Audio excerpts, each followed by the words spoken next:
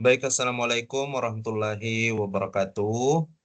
Perkenalkan, saya Fajar Arif, NIM 2502010202224. Saya akan memaparkan ujian akhir semester saya yang terkait dengan hasil kajian terhadap sebuah jurnal internasional yang membahas dampak penerapan bisnis intelligence and analytics atau biasa disingkat BINI terhadap efektivitas pengambilan keputusan dan kinerja kerja manajerial. Jurnal yang saya kaji berjudul The Impact of Business Intelligence and Analytics Adoption on Decision Making Effectiveness and Managerial Work Performance yang ditulis oleh Purbean dan kawan-kawan tahun terbit 2023. Adapun identitas jurnal, eh, artikel ini ditulis oleh 4 peneliti yaitu Luminita Hurbean, Florin Militaru, Mihaela Muntean, Doina Danayata. Semuanya berasal dari West University of Timisoara, Rumania. Jurnal ini terbit tahun 2023 di Scientific Annals of Economic and Business volume 70, edisi khusus halaman 43 sampai 54. Yang penting, jurnal ini sifatnya open access dengan lisensi Creative Commons, jadi bisa diakses dan dibaca ulang oleh siapa saja secara gratis. Nah, sekarang kita masuk ke latar belakang. Penelitian tentang BINA sebenarnya sudah sangat banyak, tapi penulis melihat ada kekosongan yang cukup penting. Selama ini mayoritas studi lebih fokus mengukur dampak BINA pada kinerja organisasi secara keseluruhan. Misalnya kinerja operasional atau kinerja bisnis, bukan kinerja individu manajernya sendiri. Padahal menurut penulis, efektivitas pengambilan keputusan individu dan kinerja manajerial akibat penggunaan BINA ini justru masih jarang dikaji secara empiris. Dari situlah penelitian ini mencoba mengisi celah tersebut dengan membangun sebuah model yang menghubungkan budaya berbasis data, adopsi BINA, efektivitas keputusan, sampai ke kinerja manajer. Nah, lalu kenapa topik ini penting untuk kita bahas sekarang? Volume data yang terus tumbuh membuat banyak perusahaan mau tidak mau harus bertransformasi menjadi organisasi yang data driven. Nah, di tengah ketidakpastian ekonomi dan lingkungan bisnis yang serba dinamis, BINI dianggap mampu mengubah cara organisasi mengambil keputusan secara signifikan karena sistem analitik ini bisa mempersingkat waktu yang dibutuhkan dalam proses pengambilan keputusan dan mengurangi waktu tunggu yang tidak produktif. Adapun konsep bisnis atau intelligence and analytic, ada dua istilah yang perlu dibedakan di sini, yaitu business intelligence dan business analytic. Business intelligence atau biasa kita sebut BI adalah sistem yang berfungsi untuk mengumpulkan, melaporkan, menganalisis, dan menyajikan data perusahaan supaya lebih mudah dipahami oleh pengambil keputusan. Sedangkan bisnis analitik atau BA adalah pengembangan lanjutan dari BI.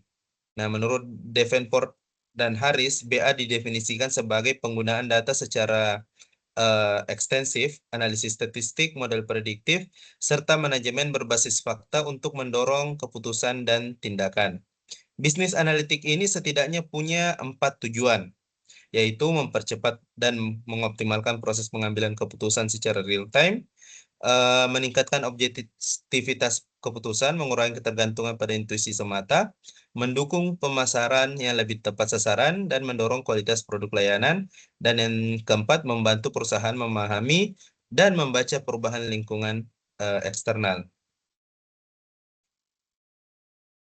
Nah, dalam praktiknya, artikel ini menjelaskan 3 level analitik yang menjawab pertanyaan berbeda bagi seorang manajer.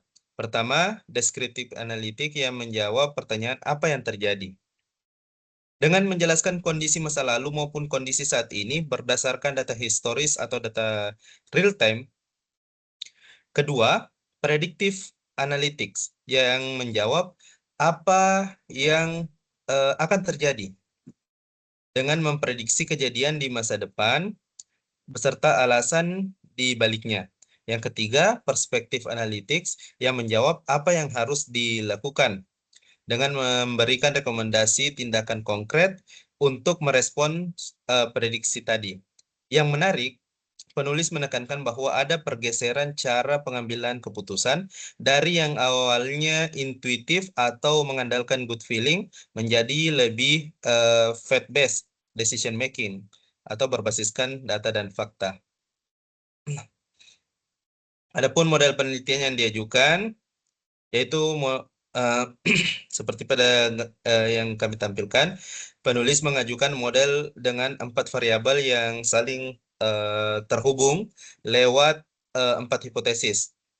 Hipotesis pertama, budaya data driven berpengaruh positif terhadap adopsi BINI. Hipotesis kedua, adopsi BINI berpengaruh positif terhadap efektivitas pengambilan keputusan. Hipotesis ketiga, adopsi BINI berpengaruh positif terhadap kinerja kerja manajerial, dan hipotesis keempat, efektivitas pengambilan keputusan berpengaruh positif terhadap kinerja kerja manajerial. Jadi alurnya kurang lebih budaya organisasi yang berbasis data driven akan mendorong perusahaan lebih mudah mengadopsi BINI, kemudian adopsi ini akan memperbaiki kualitas keputusan sekaligus kinerja kerja manajer secara langsung maupun tidak langsung.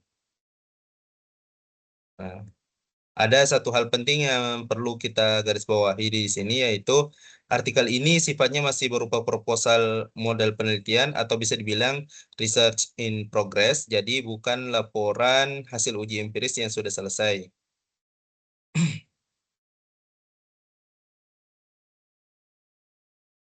Meskipun belum diuji secara empiris, model ini punya kontribusi teoritis yang kuat karena didukung oleh beberapa studi terdahulu, misalnya pada tahun 2012 yang menemukan bahwa penggunaan BI berkorelasi dengan kinerja individu yang lebih tinggi. Adapun kaitannya dengan konteks di Indonesia, meskipun penelitian ini dilakukan di Rumania, pola pikirnya sangat relevan untuk perusahaan maupun UMKM di Indonesia. Banyak organisasi di Indonesia, terutamanya di sektor UMKM, masih mengandalkan intuisi, dan pengalaman pemilik usaha ketimbang data. Sehingga pergeseran menuju fact-based decision making yang dibahas di jurnal ini masih menjadi tantangan nyata. Kabar baiknya, tools BI sekarang semakin terjangkau. Misalnya dashboard sederhana berbasis Google Data Studio atau Power BI, sehingga usaha kecil bisa mulai membangun kebiasaan berbasis data tanpa perlu investasi besar. Contoh sederhananya, bisnis retail atau kuliner yang mulai memakai dashboard penjualan untuk memantau produk terlaris dan jam ramai. Nah, itu sudah termasuk bentuk penerapan BINI yang dibahas dalam jurnal ini. Kita masuk ke kesimpulan dan refleksi. Sebagai penutup, saya rangkum dari kajian ini, artikel ini membangun argumen bahwa budaya organisasi yang data driven menjadi fondasi bagi adopsi BINI, dan adopsi tersebut diyakini mampu memperbaiki efektivitas pengambilan keputusan sekaligus kinerja kerja manajer. Karena penelitian ini masih berupa proposal model, kekuatan sesungguhnya baru akan terlihat setelah pengujian empiris yang dilakukan pada sampel perusahaan yang dituju. Menurut pandangan saya pribadi, BI itu membantu manajer bukan dengan menggantikan penilaian mereka, tapi dengan memberi dasar yang lebih kuat sebelum keputusan diambil. Intuisi tetap penting, tapi kalau dipadukan dengan data yang relevan, keputusan jadi lebih bisa dipertanggungjawabkan dan lebih cepat diambil. Bagi organisasi di Indonesia, tantangan terbesarnya menurut saya bukan pada teknologinya, melainkan pada bagaimana membangun kebiasaan dan budaya kerja yang percaya pada data. Demikianlah pemaparan saya. Kami tentunya sangat mengharapkan bimbingan dan arahan dari dosen kami, Bu Rahayu Amalia Mkom, dan apabila ada kekurangan dalam presentasi kami memohon maaf. Demikianlah presentasi kami. Terima kasih. Wassalamualaikum warahmatullahi wabarakatuh.